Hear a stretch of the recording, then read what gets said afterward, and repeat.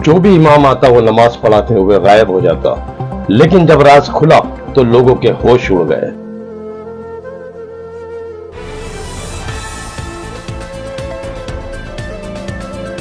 दोस्तों, एक आलीशान मस्जिद जो बहुत खूबसूरत और काफी बड़ी रकबे में बनी हुई थी, लेकिन सुनसान थी, वीरान थी।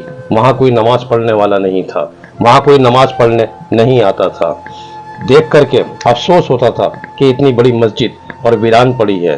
ताज्जुब की बात है, ना वो किसी वीराने में थी, ना जंगल में थी, ना पहाड़ में थी, बल्कि एक बस्ती के बीच में थी, जिसके चारों तरफ बस्ती थी, 4 गांव उससे जुड़े हुए थे, एक मार्केट भी थी।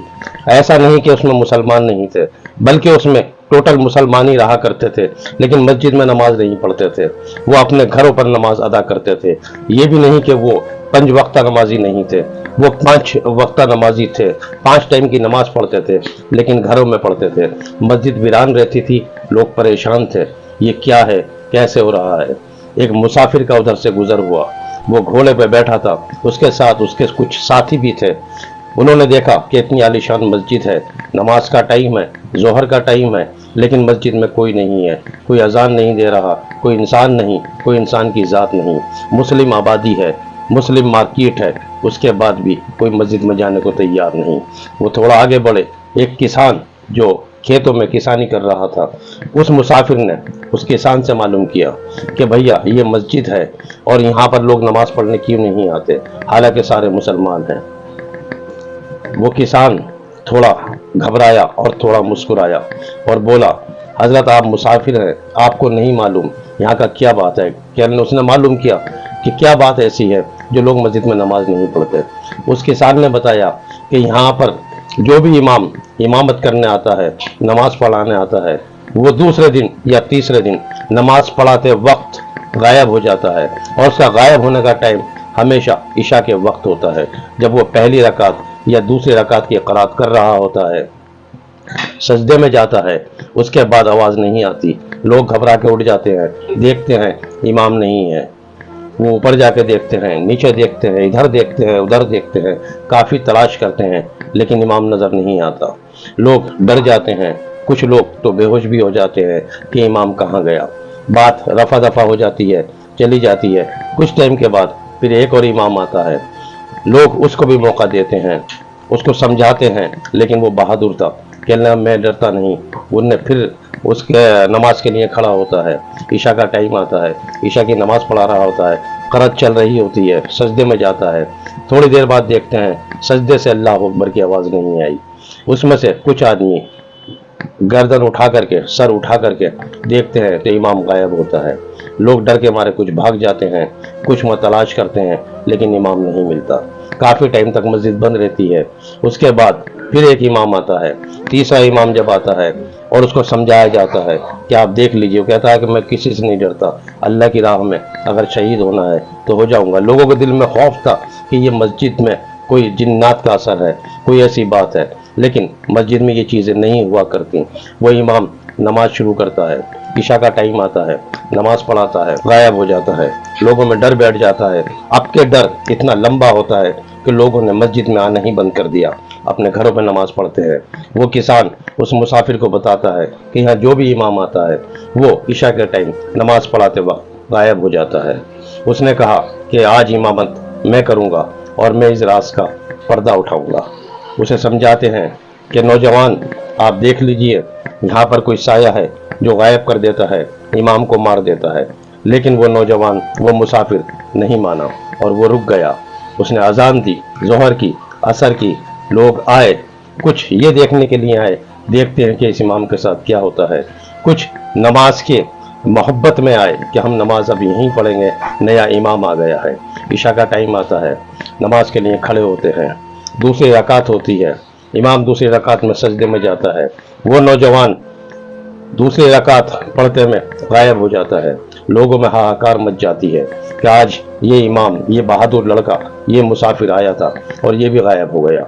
लेकिन कुछ ही देर के बाद देखते हैं कि वो इमाम मुसल्ले की जगह से पत्थर हटाता हुआ बाहर आता है, लेकिन उसके हाथ में उसके साथ एक और भी इंसान होता है जिसकी वो गर्दन पकड़े हुए होता है। لا کر کے اس کو سب کے سامنے پیش کرتا ہے اور بولتا ہے یہی وہ راز ہے جو آپ کو آپ کے دل میں خوف بٹھا رہا تھا، یا نماز پڑھنے نہیں دے رہا تھا، یا مسلمانوں کو اکٹھا ہونے نہیں دے رہا تھا، ان کا ایمان مضبوط ہونے نہیں دے رہا تھا۔ یہی وہ انسان ہے۔ جب اس کو پکڑا جاتا ہے، اس سے معلوم کیا جاتا ہے، تو وہ سب کے سامنے تسلیم کرتا ہے کہ ہاں جی، میں ہی یہاں سے امام کو غائب کر لیا کرتا تھا۔ ہوا ایسا تھا کہ امام کی جس جگہ مصلی بچھا ہوتا تھا وہیں پر ایک سرنگ بنائی گئی تھی، اور وہ سرنگ وہاں کر جو بہت مشہور عیسائی بادشاہ، جو اس کے پڑوس میں ایک عیسائی بادشاہ تھا، اس مسجد کے کچھ ہی دور پر، وہ مسجد ایک بارڈر ایریا میں تھی، ایک سرحد کے پاس تھی۔ اب جس کو وہ مسافر سرنگ میں سے پکڑ کر لاتا ہے، وہ اپنی جب پوری حقیقت بتاتا ہے تو لوگوں کے ہوش اڑ جاتے ہیں۔ پتہ چلتا ہے کہ وہ مسجد سرحد ایریا پر ہے، وہ مسجد بارڈر کے پاس ہے، اور اس بارڈر سے لگتا ہوا دوسرا جو راجیہ ہے، دوسرا جو ایک دیش ہے، وہاں کا بادشاہ رونالڈ، جو ایک مسلمانوں کا دشمن تھا، ایک عیسائی بادشاہ تھا، اسی نے اس جاسوس کو بھیجا تھا اور اس نے یہ کہا تھا کہ یہاں سے سرنگ کھودیے اور اس مسجد کے مصلی تک لے جائیے۔ جب بھی کوئی امام نماز پڑھانے کھڑا ہوتا رات کے اندھیرے میں، تو پہلے تو لائٹیں بجھا دی جاتی، ہلکے جو چراغ جل رہے ہوتے ان کو اسی میں کے کچھ مسلمان بن کے بیچ میں رہ رہے تھے، ان چراغوں کو بجھا دیا کرتے، اور پھر وہ مصلی کی جگہ جہاں پر اس نے سرنگ بنائی تھی، وہ پتھر نیچے سے ہٹا کر کے امام کو نیچے گھسیٹ لے کرتا تھا اور اس کا قتل کر دیا کرتا تھا۔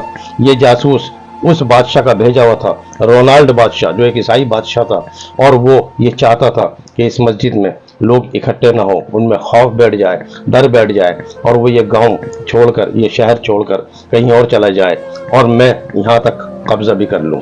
جب لوگوں نے اس مسافر سے معلوم کیا کہ دوست ایک بات بتائیں، آج تک یہ ہمت کسی نے نہیں کی، آپ نے کیسے کی؟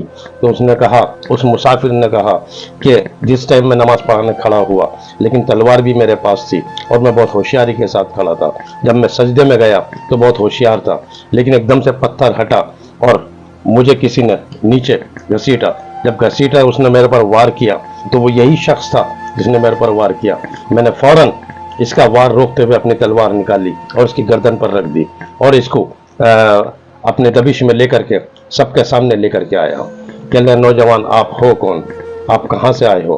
تب اس نے اپنا بتایا کہ میں سلطان صلاح الدین ہوں اور میں گھومنے نکلا تھا اور دیکھنے نکلا تھا۔ آپ یہ بتائیں، یہ مسجد کس نے بنوائی تھی، کب بنوائی تھی؟ تب کسانوں نے بتایا، وہاں کے لوگوں نے بتایا کہ یہ مسجد یہاں کے ایک سردار تھے، یہاں کے ایک بہت بڑے زمیندار تھے، ان کے کوئی اولاد نہیں تھی، انہوں نے اپنی سب چیزیں بیچ کے جنتا کے نام کر دیں، پبلک کے نام کر دیں، اور جو ان کے محل اور جو جگہ بچی اسے بیچ کر انہوں نے یہ مسجد تعمیر کرائی تھی۔ لیکن رونالڈ بادشاہ چاہتا تھا کہ اس شہر پر، اس گاؤں پر، اس مارکیٹ پر میرا قبضہ ہو، تو اس نے یہ چال چلی۔ دوستو، ہمیشہ دھیان رکھنا کہ کبھی نہ کبھی، کہیں نہ کہیں وہ سلطان صلاح الدین بن کے کوئی انسان آتا ہے۔ اگر آپ کسی کے اوپر خام خواہ بھی کوئی ظلم کرتے ہیں، کوئی وہ کرتے ہیں، کوئی اس کا قتل کرتے ہیں، بے وجہ اس کو کسی ریلیجن کے نام پر مارتے ہیں، تو سلطان صلاح الدین آج نہیں تو کل ضرور آئے گا اور اس کو، دشمن کو پکڑ کے اس کا سر ضرور دھڑ سے الگ کرے گا۔ اس لیے آپس میں میل محبت کے ساتھ رہیے اور دیکھیے پھر ہمارا دیش سونے کی چڑیا بن جائے گا۔ دوستو، اگر آپ کو یہ کہانی پسند آئی ہو تو اس کو لائک اور شیئر ضرور کریں۔ اپنے دوست قمر الدین کو دیجیے اجازت۔